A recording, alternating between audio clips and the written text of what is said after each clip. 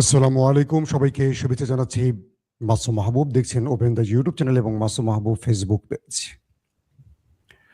প্রিয় দর্শক, বেশ কিছু গুরুত্বপূর্ণ খবর আছে। প্রথমে বলবেন দেখতে এবং শুনতে পাচ্ছেন কিনা।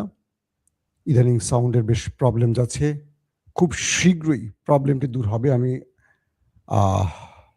এই জন্য যতটুকু সম্ভব আরও টেকনোলজির পরিবর্তন আনতেছি, আপনারা শীঘ্রই সেটার আপডেট পাবেন।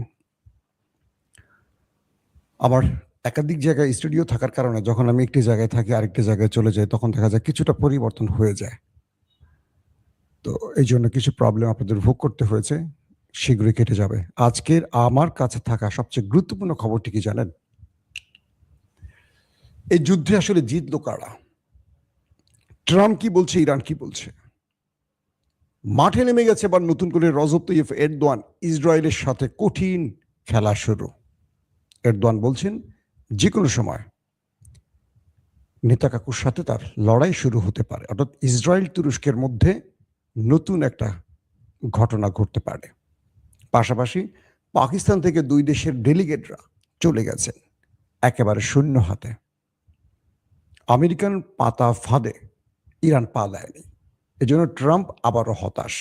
পাশাপাশি মধ্যপ্রাচ্যে আবারও আসছে মার্কিন কার্গো জাহাজ, মানে কার্গো বিমানগুলো। প্রচুর অস্ত্র ঢুকছে অভিযোগ, তার মানে দুই দেশ আবার যুদ্ধে মুখোমুখি হতে যাচ্ছে। চলেন, আজকে অনেকগুলো খবর আছে আপনাদের জন্য। প্রথম যে খবরটি দিয়ে আমি শুরু করতে চাই সেটা হলো, এই যুদ্ধে ডোনাল্ড ট্রাম্প প্রথমেই বলেছিলেন ইরান হেরে গেছে, আমেরিকা বিজয়ী হয়েছে। প্রথম প্রশ্ন ট্রাম্পের কাছে, এই যুদ্ধবিরতির জন্য আলোচনা কে চেয়েছিল? আমেরিকা, ইরান নয়। পৃথিবীর প্রায় অর্ধেক পথ পাড়ি দিয়ে আমেরিকার মার্কিন প্রেসিডেন্ট জে.ডি. ভ্যান্স পাকিস্তানে এসেছিলেন কিসের আশায়? ট্রাম্পের জামাতা জারেড কুশনার এবং অন্যতম ট্রাম্পের আরেক অ্যাডভাইজার স্টিভ উইটকফ কেন এসেছিলেন? তাদেরকে ইরান টেনে এনেছে, নাকি এই যুদ্ধ তাদেরকে বাধ্য করেছে টেনে আনতে? ট্রাম্প যত বড় গলা ফুলিয়ে তার বীরত্বের কথা বলেন, মার্কিন যুক্তরাষ্ট্রের সবাই বলছে ট্রাম্প হেরে গেছে।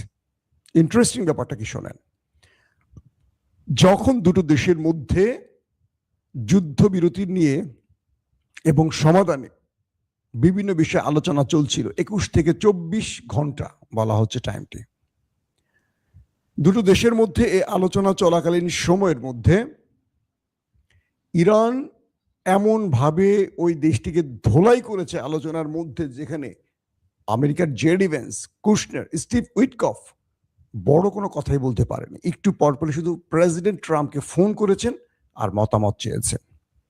কেন এই বিষয়টি ঘটেছে? খুব ইম্পর্টেন্ট একটা তথ্য খেয়াল করেন। আমাদের বাংলাদেশের যারা আছেন তারা মন দিয়ে শুনবেন। ইরানে যারা মধ্যস্থতা করতে এসছেন তাদের প্রোফাইল কেউ ঘেটেছেন? আমাদের সাংবাদিকরা তো শুধু গরম গরম খবর দেন, দিয়ে ভিউ কামাই করেন, অথবা টেলিভিশনে হ্যাবি হ্যাবি শিরোনাম দিয়ে ভিউ বিক্রি করেন। কজনে ইরানের এই ডেলিগেটদের বা ইরানের রাজনৈতিক নেতাদের পার্সোনাল প্রোফাইল ঘেটেছেন? আমার এই যুদ্ধটা শুরুর আগ থেকেই আমি বিভিন্ন দেশের নেতাদের প্রোফাইল ঘাটার চেষ্টা করি। আমি আলী লারিজানির প্রোফাইল ঘেটেছি, তার ডক্টরেটের পুরো বিষয়টা নিয়ে আমি স্টাডি করেছি। আমি আব্বাস আরাকচি, ইরানের পররাষ্ট্রমন্ত্রী, তারও পুরো ডক্টরেটের কাগজপত্রগুলো, পেপারসগুলো আমি ঘেটেছি। বাকের গালিবাফ, আরো যারা আছেন ডেলিগেট, বিশ্বাস করবেন ইরানের কাছে আমেরিকা এই আলোচনায় কোনো চান্সই পায় নাই। আলোচনা করবে কি? আমেরিকার যোগ্যতাটা কি? একজন ডোনাল্ড ট্রাম্পের জামাতা জারেড কুশনার, একজন লেখক মানুষ, আরেকজনকে পলিটিশিয়ান নর্মাল। তাদের আমেরিকান নাগরিক ছাড়া তাদের এক্সেলেন্সি কি, তাদের স্কিল কি, তাদের বলার মতো আইডেন্টি কি? শুধু আমেরিকান নাগরিক? আমেরিকায় যে ছেলেটা মূর্খ থাকে সেও কিন্তু ইংরেজিতে কথা বলে। এটা মানে ভাববেন না যে সে অনেক বড় পিএইচডি ডক্টরেট করা। কিন্তু ইরানের যারা বসছেন ওই টেবিলে ম্যাক্সিমাম লোকজনই ডক্টরেট পিএইচডি করা। তার কোনো মানে বাংলাদেশের বিশ্ববিদ্যালয় করেনি, পাকিস্তানি করেনি। এক একজন আমেরিকাতে করা, একজন ইংল্যান্ডে করা। তাদের বিষয়বস্তু, তাদের যে পেপারস ঘেটে আমি দেখলাম মাথা নষ্ট হওয়ার মতো ব্যাপার। ইরান রাজনৈতিক জায়গায় কাদেরকে বসিয়েছে, দেশ পরিচালনা যাদের বসিয়েছে তাদের মেধার কাছে। যদি ইরানের রাজনৈতিক ক্যারিয়ারের একদম দুর্বল লোকটার কথা বলি, বাংলাদেশের সবচেয়ে মেধাবী লোকটা হচ্ছে তারা ভালো। কেন বুঝতে পারছেন যে বাংলাদেশ কেন রাজনৈতিকভাবে চামচামি করে বোঝেন? কত দেখি ক্যামব্রিজ থেকে অক্সফোর্ড থেকে নিয়ে আসে, এগুলোর আমি জানি না ভিতরে কি আছে। এরা রাজনৈতিক দল দাস ছাড়া, চাকরামি ছাড়া কিচ্ছু করে না। এরা সত্য মিথ্যা বোঝেই তো না। রাষ্ট্র কি জিনিস আর জনগণ কি জিনিস আর দল কি জিনিস এরা বাংলাদেশের বোঝেই না। এইচটি ইমাম, গহর রিজভী এরা কিন্তু হাই প্রোফাইল লোক, কিন্তু ভেতরে কিচ্ছু নাই। শুধু হাসিনার আওয়ামী লীগকে কিভাবে বিজয়ী করতে হবে, ভারতের কাছে এজেন্ডা দিয়ে ভারতকে কিভাবে খুশি করে হাসিনাকে ক্ষমতায় রাখা যাবে, এর বাইরে তাদের কিচ্ছু না। কিন্তু দেখেন Iran, doctor Ali Larijani big প্রোফাইলের একজন ব্যক্তি শহীদ হয়ে গেছেন হাসতে হাসতে। এখন আছেন কে? আব্বাস আরাকচি, ডক্টরেট করার লোক। বাকির গালিবাব, তার প্রোফাইল দেখেন। একজন প্রফেসর, একজন ডক্টরেট মানে পিএইচডি করে, এই লোকগুলো আজকে আলোচনায় বসছে আমেরিকার সাথে। আমেরিকা চান্স পাবে কি করে?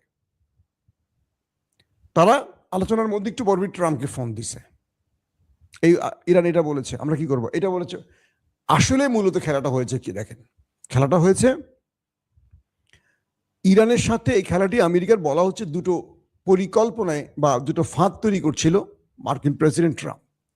তিনি এই আলোচনায় ইরানের কোনো দাবি মানবেন না, এটি তার সিদ্ধান্ত।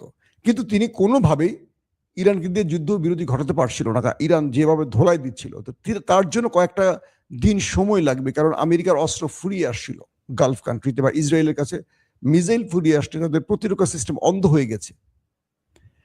আজকের খবর দেখেন, কিছু কিছু তথ্য বলছে যে ট্রাম্প মূলত অস্ত্র নতুন করে আনার জন্য একটা কৌশল নিয়ে যুদ্ধবিরতি ঘটিয়েছে পাকিস্তানকে দিয়ে। সে ইরানের সাথে মূলত কোনো আলোচনা করবে না। আরেকটি পক্ষ বলছে যে ট্রাম্প যেভাবে পুরো পৃথিবীব্যাপী বা তার দেশের কাছে অজনপ্রিয় হচ্ছিল এবং পুরো পৃথিবী তার থেকে বিচ্ছিন্ন হয়ে পড়ছিল, ট্রাম্প এই আলোচনা দিয়ে তার অবস্থানটাকে নতুন করে চেঞ্জ করতে চেয়েছেন এবং তিনি বোঝাতে চেয়েছেন যে তিনি বিজয়ী হয়েছেন বা কোনো একটা ভাবে ইরানকে আলোচনার মাধ্যমে যুদ্ধ থেকে বেঁচে যাওয়া। এখন সেটা কোনটা সত্য সেটা বুঝবো আমরা আগামী দিনে কি হয়। ইতিমধ্যে দেখেন ব্রিটেন বলছে তারা 50টি দেশ নিয়ে আমেরিকার সাথে একটি জোট করবে হরমুজ প্রণালী দখলে। জাতিসংঘ বলছে যে এরকম কোনো কাজের অনুমতি দেয়া হয়নি। ট্রাম্প নতুন করে তার মিত্রদের নিয়ে এগিয়ে আসার জন্য এই সময়টি চেয়েছে। আবার কেউ বলছেন যে ট্রাম্প মূলত তার জোটকে নিয়ে হরমুজ প্রণালী দখলে আসবে, সেই জন্য সময়টি নিয়েছে। তার একটা প্রমাণ পাওয়া গেল কি, ইতিমধ্যে মধ্যপ্রাচ্যে মার্কিন কার্গো জাহাজগুলো ঢুকতে শুরু করছে, কার্গো বিমানগুলো ঢুকতে শুরু করেছে অস্ত্র টস্ত্র নিয়ে। কি চাই ট্রাম্প? ইরানও প্রস্তুত অপোজিটে। যখন পাকিস্তানে আলোচনা চলছে দুটো দেশের মধ্যে, তখন ইসরায়েলের মিডিয়া কি দেখাচ্ছে? নেতানিয়াহু একটি ম্যাপ নিয়ে দাঁড়িয়ে গেছেন টেলিভিশন স্ক্রিনের সামনে। সেখানে লাল মার্ক করা দেখা যাচ্ছে ইরান, সিরিয়া সহ এই অঞ্চলগুলো। তিনি বলছেন আমেরিকা যতই আলোচনা করুক, যাই করুক, আমি তোয়াক্কা করি না। আমি ইরানেও আক্রমণ করব, ইরানের এখানে এখানে আক্রমণ করবো, লেবাননে আক্রমণ করব। বুঝতে পারছেন?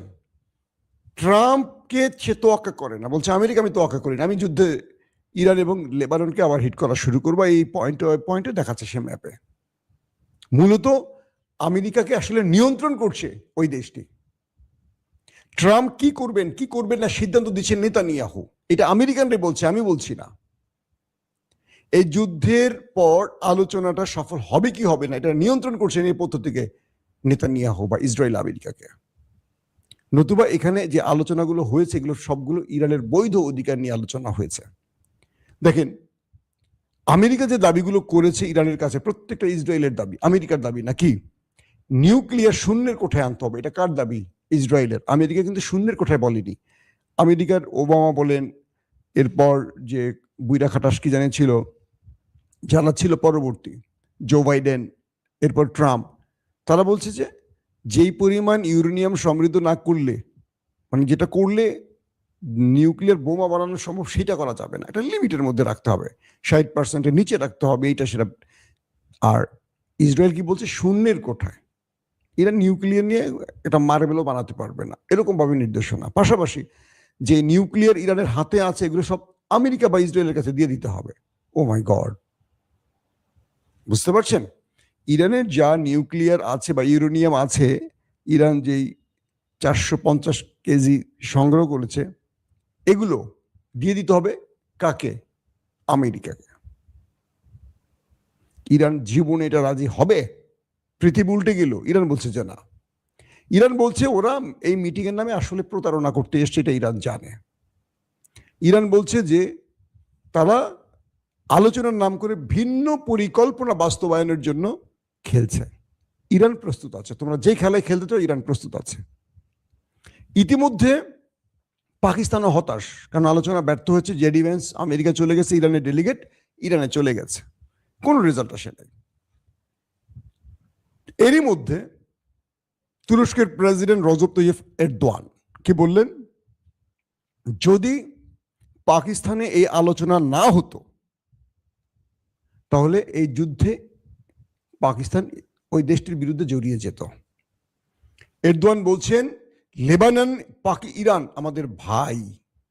যেভাবে কারাবাখ লিবিয়া তুর্কি সেনারা ঢুকে পড়েছে, ওই দেশটির বিরুদ্ধে, নেতা কাকুর কথা বলছেন, ওই দেশটির বিরুদ্ধে ইরান এবং লেবাননের জন্য যে কোনো সময় মাঠে নেমে যাবে তুর্কি বাহিনী। কে বলছেন?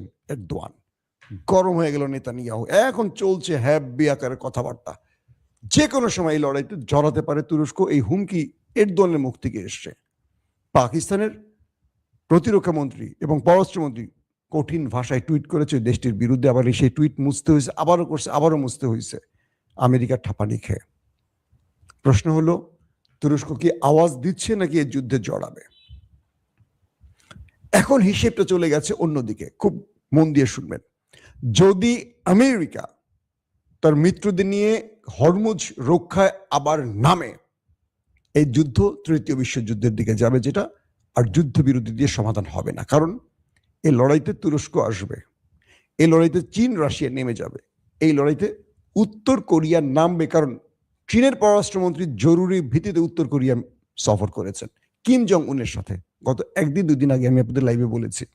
অর্থাৎ চীন তো প্রতিটি বক্তব্যের ব্যাখ্যা জানে। এই লড়াইতে শুধু ইরান লড়াই করেনি, ইরানকে সর্বোচ্চ সহযোগিতা করেছে চীন এবং রাশিয়া। আপনারা জানেন, হয়তো সৈন্য পাঠায় নাই, হয়তো দেখায় প্রকাশ্যে বোমা পাঠায়নি। যেমন আমেরিকা বলছে ইরানকে কাঁধে রেখে এন্টি কি বলে বিমান, মানে বিমান ক্রাশ করার জন্য যেই ক্ষেপণাস্ত্র টাইপের, বুঝছেন না, যে এরকম করে কাঁধে ধরে ধরে যে বিমান যায়, বিমানকে টার্গেট করে লক করে মারা যায়, এই মিসাইলগুলো দিয়েছে চীন। চীনের বিরুদ্ধে আমেরিকা আজকে অভিযোগ করেছে যে ইরানের কাছে প্রচুর পরিমাণে হাতে বহনকারী মিসাইলগুলো বা রকেট টাইপের যে অস্ত্রগুলো আছে এগুলো চীন দিয়েছে। চীন সরাসরি নাকচ করেছে। ধরেন চীন আর রাশিয়া যে কার্গো জাহাজগুলো পাঠিয়েছে ত্রাণের নাম করে, এগুলোর ভিতরে কি আছে আপনি আমি সবাই জানি, আমেরিকাও জানে। এখন আমেরিকা কোন ভাষায় ওদের সমালোচনা করবে, যেখানে আমেরিকা নিজেই প্রকাশ্যে ইসরায়েলকে সহযোগিতা করছে? সে চীনকে কি করবে? সে চীনকে বলছে, হুমকি দিছে যে চীনকে আমরা দেখে নিব, তাদের উপর ট্যারিফ বাড়িয়ে দিব 50%, বুঝছেন নি? আমেরিকা চীন এবং রাশিয়াকে থ্রেট দিছে। ইরান বলছে যে আমরা জানি এটা, মানে আমেরিকা বা ট্রাম্প সত্য বলে না, সত্য কাজ করে না, আমরা আমাদের পুরো প্ল্যান ধরে নিয়ে আমরা আগাচ্ছি। হরমুজ ইরানের কন্ট্রোলেই থাকবে, যদি কারো বাপের বেটা পারে আসে নিতে আসো।